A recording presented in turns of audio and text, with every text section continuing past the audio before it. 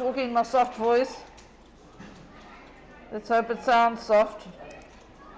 Anyway, we are going to use arrays and text files now. And this is the exciting part. On the many side of the table, we're going to use an array that's going to be filled from a text file full of names, emails, and cells. And then we're going to insert the person's name. But we will use an array. We're going to read it from a text file into an array. So let's go and make sure we have a text file. So you click on this search button, type in Notepad, and then you can click on Notepad. Now you can put on any names and separate it either with semicolons or hashes, and an email address, joe@highfield.co.za. So any email address, and then a semicolon and a cell. Okay, so we have all of that.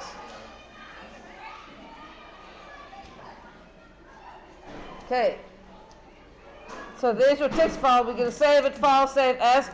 Of course, you need a lot of names in your text file, you know what I mean? So let's assume that we got this from somewhere, from a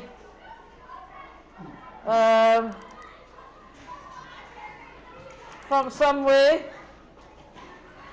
Where did we get our text file from? Anyone that we've been reading it, so I'll call it names or whatever you want to call it, okay?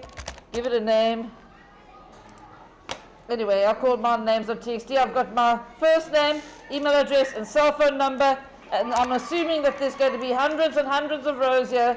So when we want to add a person, in our add recipient button, we're going to put a button on here saying add recipients from text file. So this one's going to be called BTN add from text file. It's always good to have button names that I've got good names so we can know exactly what they're doing. Just blank out that noise, okay? You can blank it out. BTN add from text file. Inside this button, click. We are going to test if the text file exists, because we have to do, and we have to have a T file, my file,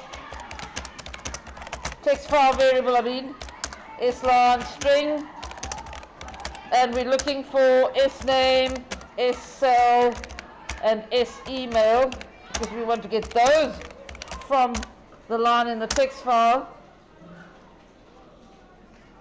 And we will have a global array.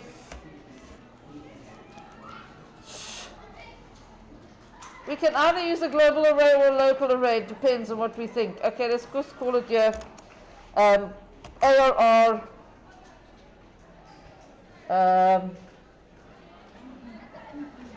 ARR insert colon array square brackets 1 2.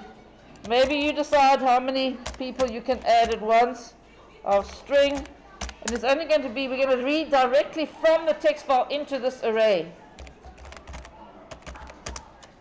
And we have an integer counter.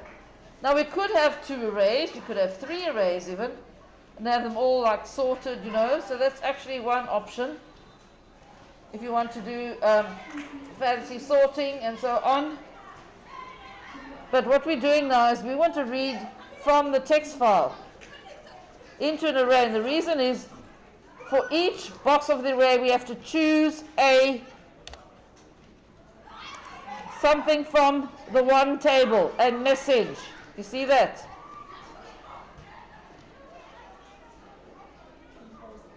Huh? Yeah, well, maybe it's going to be tricky. Yeah, we have to, it's going to be quite tricky choosing a message from the